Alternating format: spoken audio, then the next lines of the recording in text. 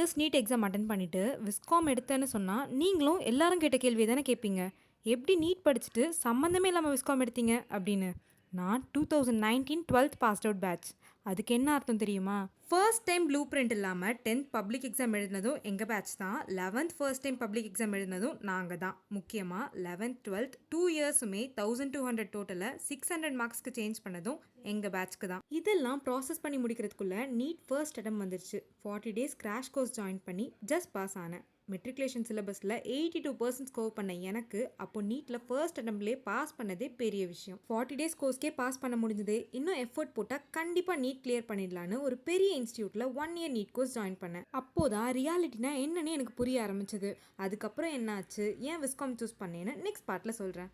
சரி, இதெல்லாம் எதுக்கு எங்ககிட்ட சொல்லிட்டுருக்கேன்னு கேட்டிங்கன்னா, 3 இயர்ஸ் கழிச்சு இந்த திரைப்பாடம் சேனலை ரீஸ்டார்ட் பண்ண போகிறேன். ஸோ ஒரு இன்ட்ரோ சீரிஸ் பண்ணலான்னு யோசித்தேன். முக்கியமாக இது யாரையுமே டிமோட்டிவேட் பண்ணுறதுக்கானது இல்லை. இந்த சீரிஸோட எண்டில் உங்களுக்கே அது புரியும்.